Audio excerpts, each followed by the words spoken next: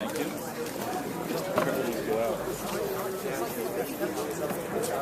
right, Rabbi Moshe, if we could please have a seat, we'd like to begin. This way, bro? Or that side? Oh, wow. Shalom Aleichem, how are you? Good to see you. Bro, what side? Two sides.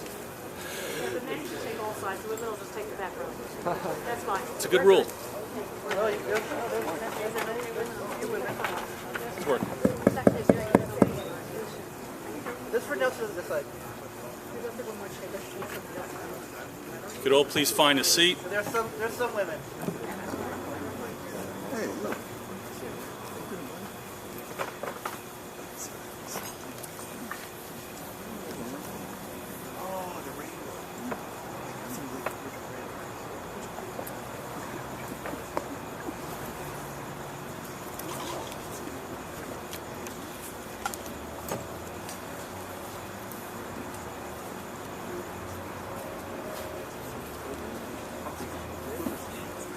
Morai V'Rabosai, good evening. In anticipation of Rosh Hashanah, Ksiva V'Chsiva Toiva, you should all have a good gebenched year. I want to thank you very, very much for supporting an extraordinary yeshiva, the Yeshiva Chofetz Chaim. We're honored to have the two Roshei Yeshiva present tonight.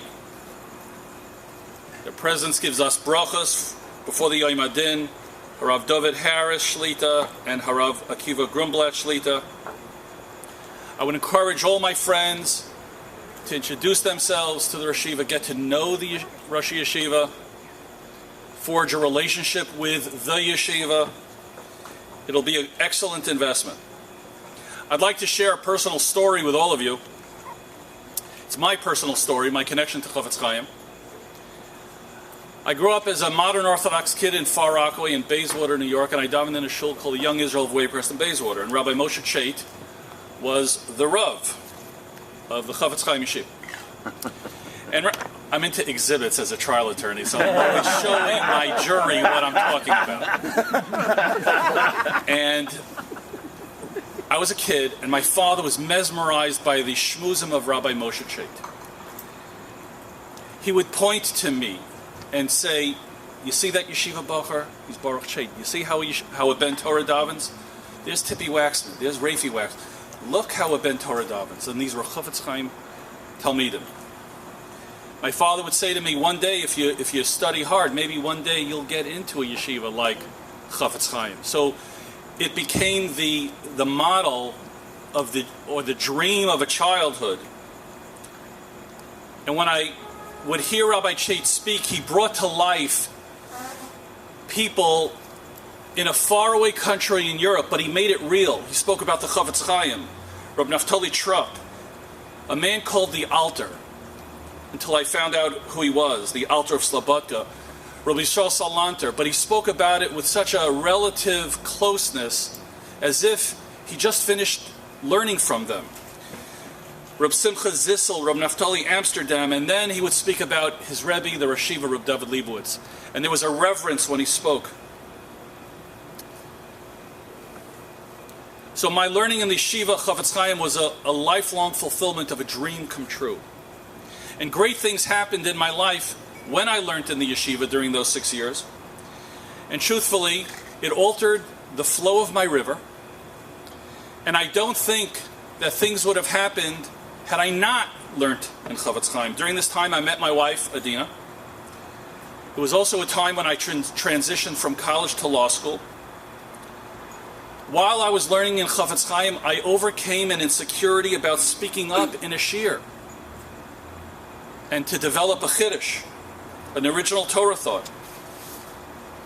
And I started developing a confidence in learning and a comfort in attempting to be mechadesh, even if it's not necessarily mukhrach. I was also fortunate to forge close relationships with chavrusas and beis medrash bacher and back in Queens, who now 30 years later I am still close to. I ask my colleagues who have learned in other yeshivas, can you really find somebody who's learned in your yeshiva that you're still friendly with 30 years after yeshiva? But in Chofetz Chaim, we forged tremendous chevrashavs. And to this day, I'm very fortunate that I'm close to Rabbi Avram Stulberger, and Rabbi Shlomo Goldberg, and Rabbi Yitzchak Summers, and Rabbi Shimon Ishal, to name a few, and there are others. And I connected very deeply with the Rosh Yeshiva, HaGoan Reb Dovid Leibowitz. Speaking to the Rosh Yeshiva privately was like an experience that I never experienced talking to anyone else. This man had tremendous insight and vision. He was able to inspire me through words and actions. And I was very, very blessed to have a kesher with him. I don't say this out of gaiva, I say this out of hakaras hatov and appreciation for the chashivas of being mechanech my children under that banner. In fact, at times in life, when things are trying, I found myself asking myself, what would the Rosh Yeshiva do if he was here now? And that became a spiritual GPS of sorts. And while I was in the yeshiva, I learned extraordinary thoughts, lofty thoughts that have carried me, thoughts that most people don't hear about. Thoughts of godless ha'adam, how great a person can achieve, kochos ha'nefesh, the greatness of our souls, cheshbon ha'nefesh, and accounting, niskatnu adoros, and das Torah, and amelus, and lumdas. These were words that literally became my lexicon. Finally, the greatest thing was the concept of musar wasn't a dirty word. It wasn't like, I need to give you musar. Musar was conveyed to me as the way to access the most beautiful aspects of our heart, to express what's inside, to have real fidelity to HaKadosh Baruch Hu. So when the opportunity came to host the reception for the yeshiva, it really was our greatest privilege that our home should be a beis vadla chachamim, and we wish to state unequivocally for all to hear that our support for the yeshiva is strong, and we encourage others to support the yeshiva both financially and spiritually. I'd like to introduce Rabbi Nechemiah Langer as our first speaker. I had the privilege of attending Rabbi Langer's shiurim, and I must tell you, they were in English. I enjoyed them immensely. And I would go home and tell my wife, try to repeat what was said. They were always phenomenal. He electrified my mind, and it's a tremendous kavod for the yeshiva and for us that Rabbi Langer introduces us further. Would you please join me in welcoming Rabbi Nechemiah Langer?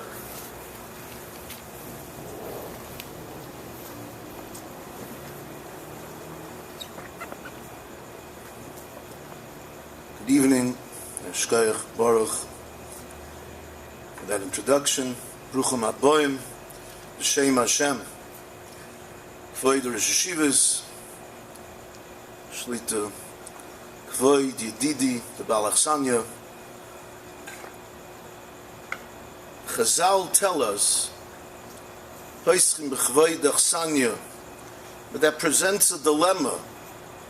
Who is the Achsanya?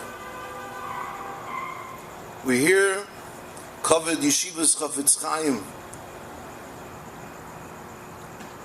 Baruch has graciously, within his entire heart, given his entire home over to Chofetz Chaim. They're the Achsanya. We've come for Chofetz Chaim. On the other hand, the physical Balach Sanya, the legal Balach Sanya, is Baruch. What do we do? But there's a poshet tzad hashava here, a davar hashava l'chol nefesh. The Eibishter führt der Welt. One only has to open their eyes and know that Rebbe Yisroel runs this world. Tonight, as we speak, is the Heilige Chofetz Chaim's Yortzeit. The Chofetz Chaim's Yortzeit is this very moment. That's the davar hashava l'chol nefesh. Let's begin with the Chofetz Chaim himself. The Chofetz Chaim was wont to say that when one comes in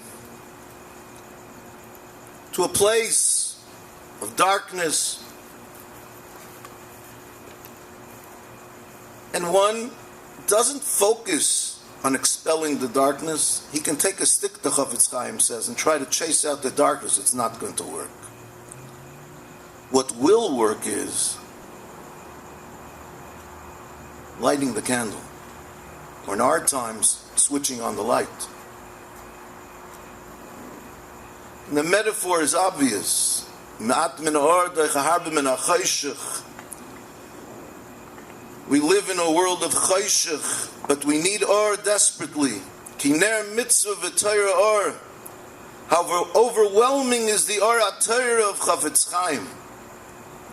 But I think there's a deeper meaning in the Chofetz Chaim's word, that one has to appreciate what it means to have darkness and to have light. There's a chiddush from the Goyim in Parshas Boy. On the pasuk Vayomesh Chayshich, the Goyim states unequivocally that Chayshich is not the lack of light, as one would think, and one would presume, that when there's light, there's no dark. When you turn off the lights, it memela becomes dark. It's as the Rambam says, Heder ha'or, the lack of light, obviously there is darkness. And the Goyin says, no, that's not the pshat. Darkness is a bria. Yoitze or uvarei chayshich. Chayshich is a bria. There's a bria called or and a bria called chayshich. And it would seem, taking a step out of the Goyin for a moment, what's the purpose of creating a bria of chayshich? It would seem to be superfluous. All you need is to move away the light and there's automatically chayshich. What's the point of a bria of chayshich? But the Goyin goes on and explains that the Eibishter made in the laws of nature that light dispels dark. But there was a time where darkness, having its own bria and kayach, dispelled light.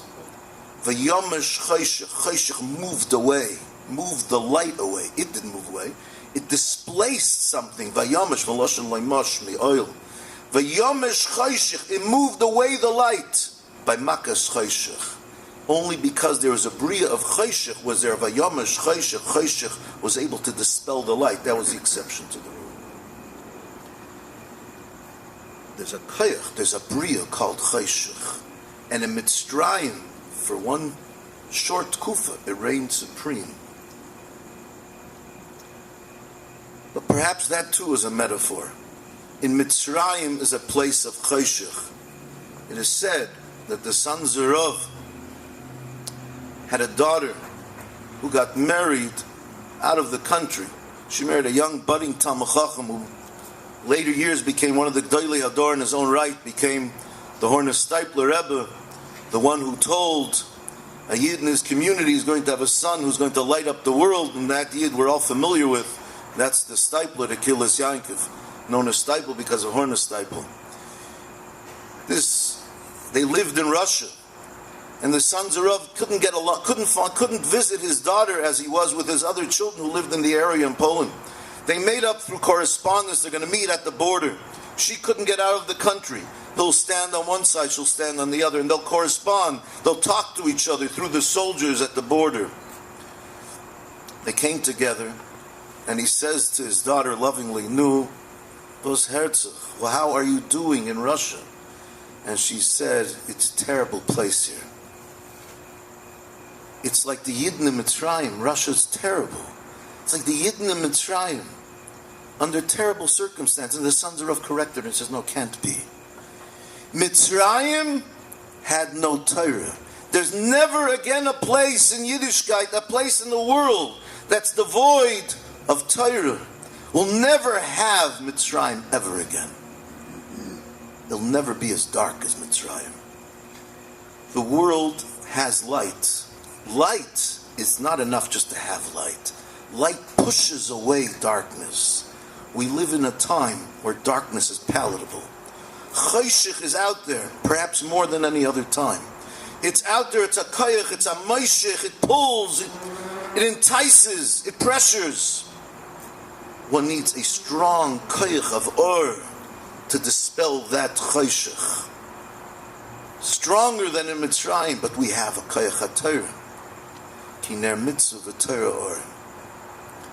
Chofetz Chaim provides or. One just looks at the settled astounding. the thousands of Talmidim, the many meisters, the Klei Kodesh they have put out. But perhaps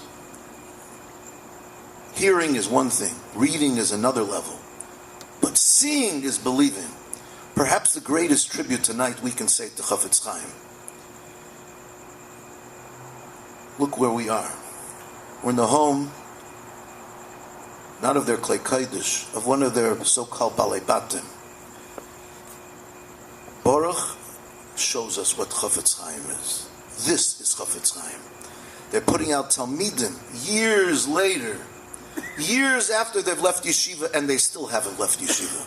Hardly a conversation goes by with Baruch where he doesn't access a Dvar Musar, a Masil Sheshorim, a Chovos Alvavis, a Mahalach of Chofetz Chaim Yeshiva. He's living Chofetz Chaim Yeshiva. This is what Chofetz Chaim is. It puts out Talmidim who forever are living Chofetz Chaim.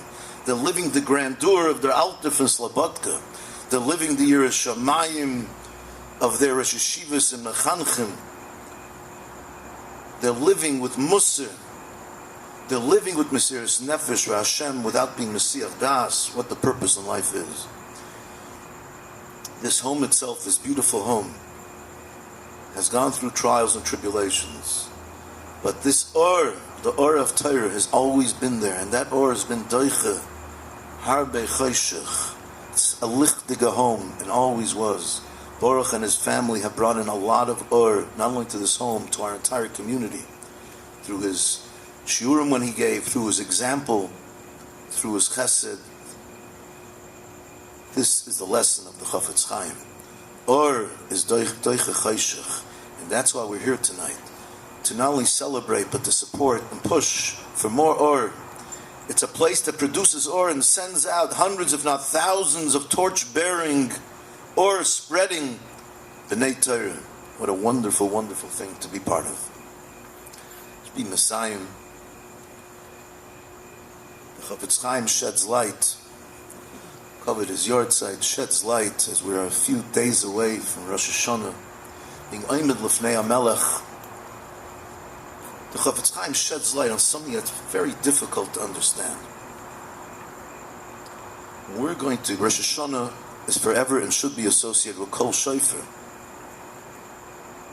Kol Shofar is really a simple blowing of one set of three. And Al Pi Gemara, Al Pi Mitzvah, Al Pi Torah, we need three sets of three. And that morphed and expanded into more, because of Sveikas, into 30, into Kana Drabanan, into 60. Yet, it's Nafutz B'chol Kehilas Yisrael to blow 100 kailas. Why do we blow 100 kailas? The answer is Ataisis and Rosh Hashanah B'Shem Da'aruch, a very peculiar source. The source is that a trua is a yevava. The Gemara brings one of the sources, V'tiyabev Eim Sisra. Sisra's mother sobbed. The Aruch says she sobbed 100 times, so we should blow 100 kailas. That's nafutz in Gans Klal Yisrael, 100 kailas. We stay after davening for mach kailas, we mashlin meya kailas towards the end of davening. Aim Sisra? Yes, we celebrate motherhood. We look up Al Titush Tar Simecha, but Aim Sisra, the mother of that monster Sisra, the Medrash says Sisra was so frightful that there wasn't a wall that stood from the shouts of Sisra. There wasn't a chaya that wasn't frozen into place by Sisra's yelling. Sisra was so immense, of epic proportions, that when he would go into the water and come out, in his beard, and I thought I had an issue, in his beard would be tens of fish, enough for a meal, fish caught in his beard. Sisra was a monster, a Russia Marusha. His mother was crying because he wasn't coming home. She was waiting and waiting, getting anxious and more anxious, and finally broke out and crying. That is reason to blow shofar 100 times. What's Pashup Shah? I'll be Kabbalah, a little bit Our guest speaker Shabbos spoke about this. Al Pi Kabbalah, Aim Sisroi, and Yankiv. We know B'nai Banu Shel Sisroi.